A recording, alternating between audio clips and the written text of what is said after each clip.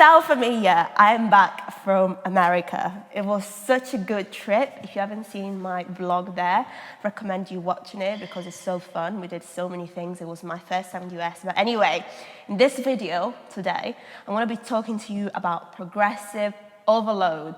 What the hell is progressive overload? Why have you maybe heard of it? Why is it so important? I'll tell you why. Because without progressive overload, your bunda, your muscles, everything that you want to grow basically won't grow. So progressive overload is the main key, is the secret to actually building your muscles. So are you actually applying it to your workouts? And what the hell is it?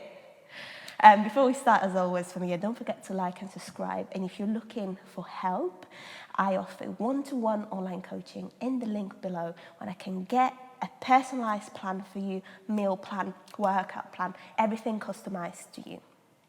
Now, that being said, what is progressive overload? Progressive overload, as the word says, means progress, means being able to do better. I'm going to explain in the easiest terms possible, but being able to do better than the previous session before. There are different ways to progressive overload, and I'm going to show you now. Let's go. I'll show you.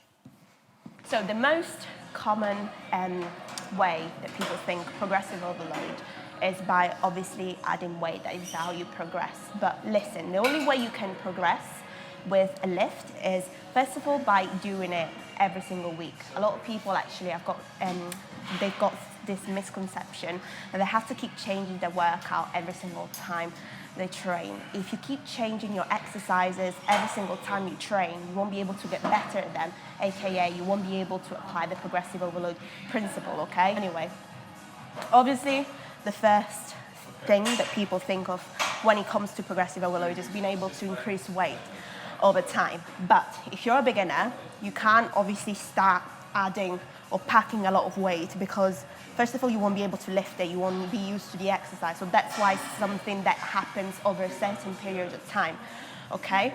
So obviously, let's take into consideration squats, but the same principle applies to all lifts that you're doing, okay? Progressive overload is something that applies to every single lift, okay, that you will repeatedly do every week. So very simple.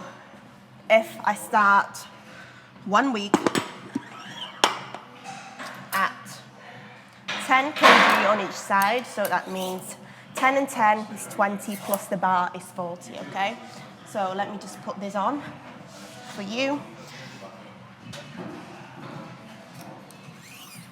Perform a squat, okay?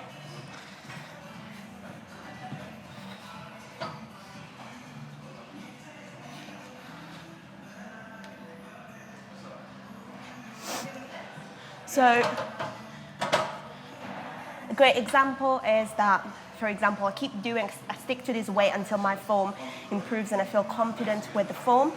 For example, I can aim for, since this weight is not that heavy for me, I will do minimum 10 reps. 10 reps, 8 to 10 reps is for growth, okay, hypertrophy.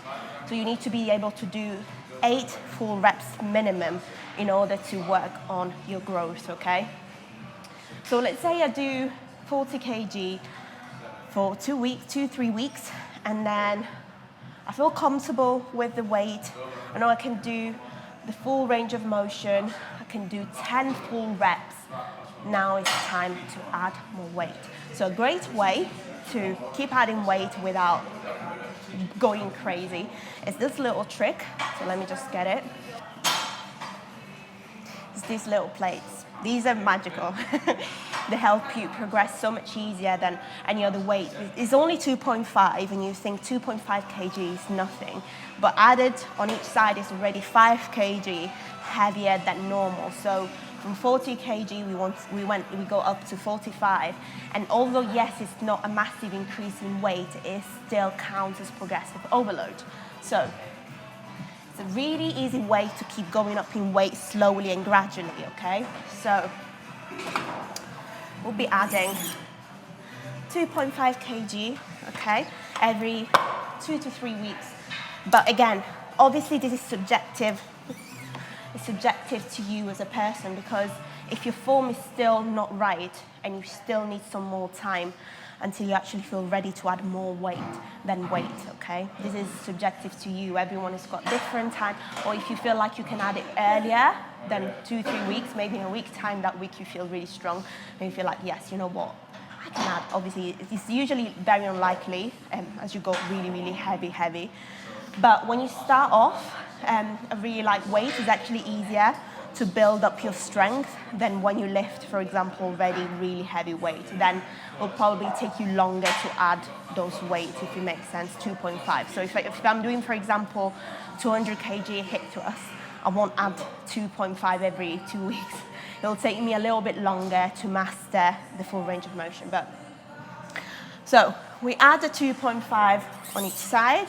So we add the 2.5 on each side, so that makes 45, and I aim still to at least 8 reps. 8 reps all. That applies to the second principle of progressive overload. So we talked about progress in terms of weight. Now, progressive overload isn't just related to weight, but also to the reps, number of reps and sets that you do, mainly reps. Now, let's say that I want to actually push myself, and instead of 2.5 on my squat rack, I put 10 on each side. Okay, that's a big gap already. So put 10 on each side.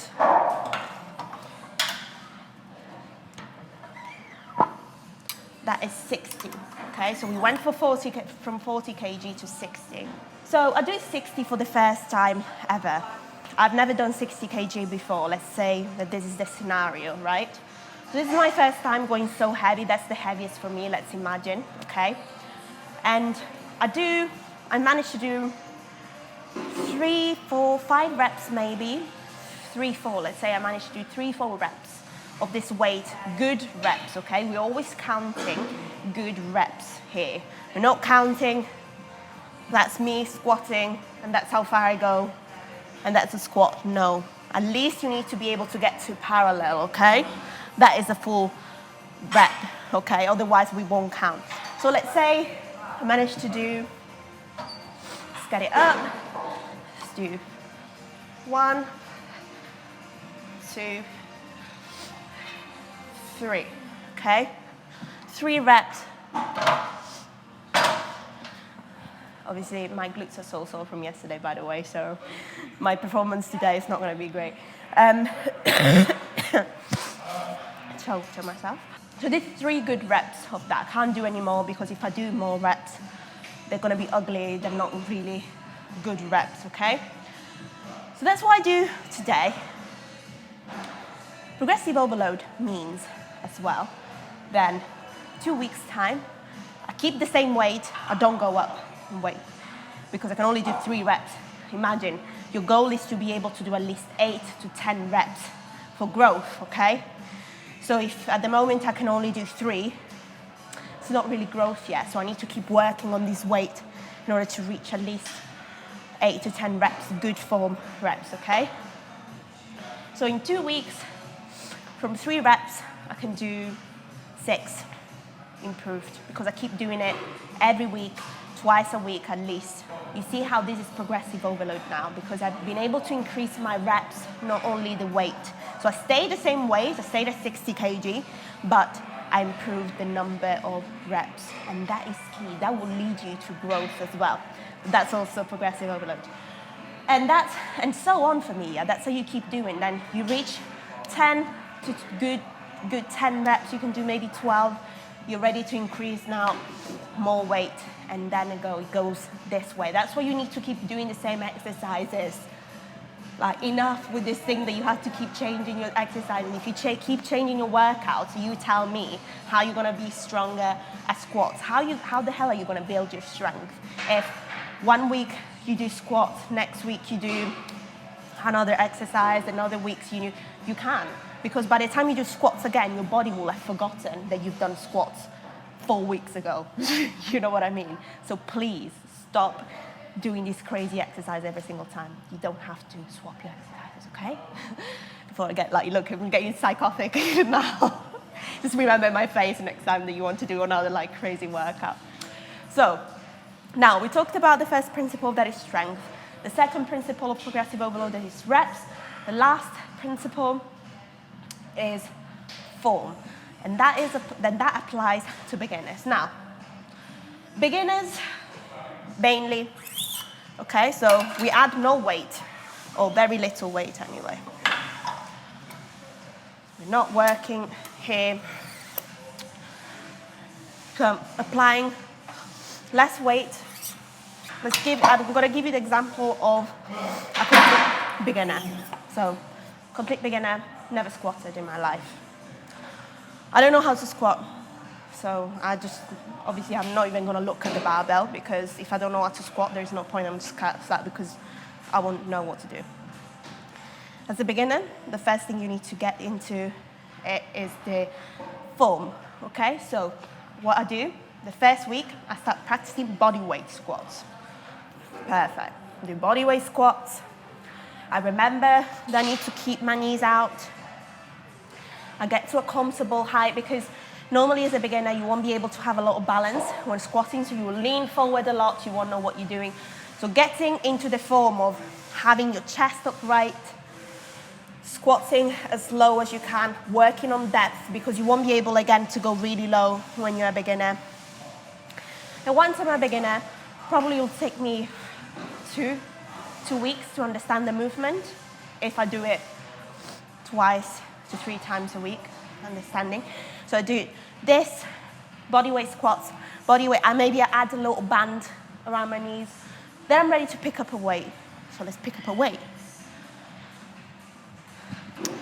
So I pick up my first weight, I decide to start with a dumbbell. Now, the easiest progression of a squat for a beginner is understanding the goblet squat. Goblet squats is the easiest type of squats you will ever do. So you have to understand this before jumping on barbell squats, okay?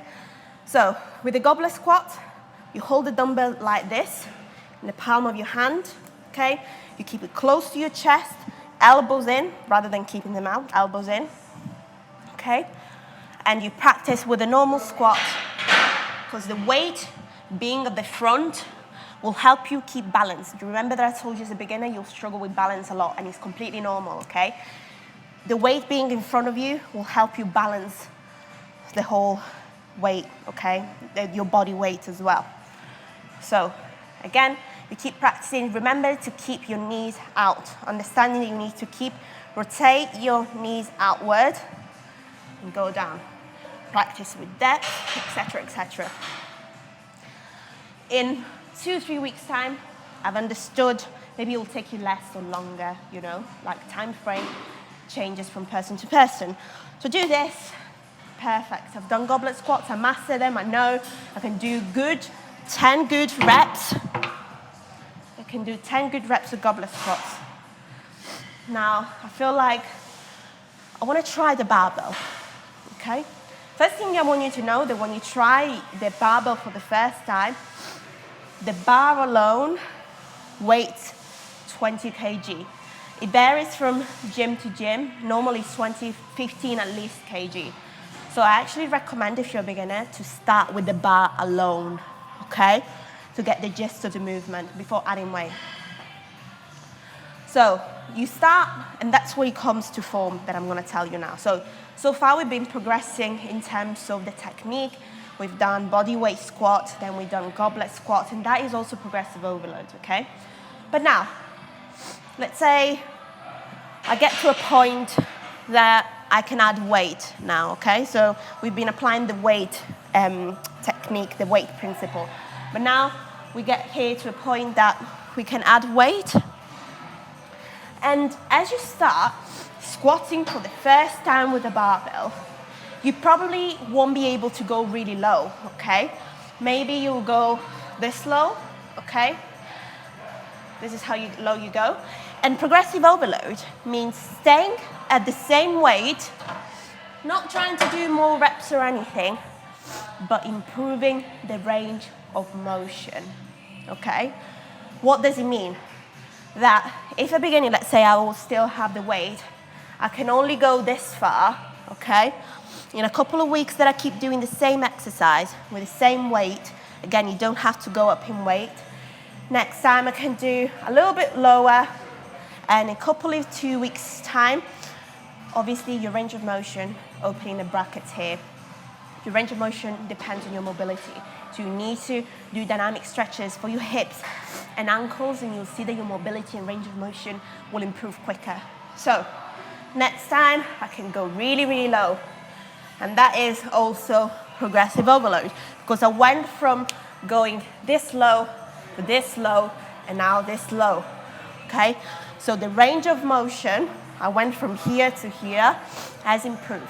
That is also progressive overload, right, familia? These are the main principles. This is how you progress. So as you can see, it's not just about weight, it's about reps. Sometimes even sets as well. And as I said, it applies to every single exercise, not just squats, okay? I hope this video helped you. Don't forget to like and subscribe, and I'll see you next time with another video.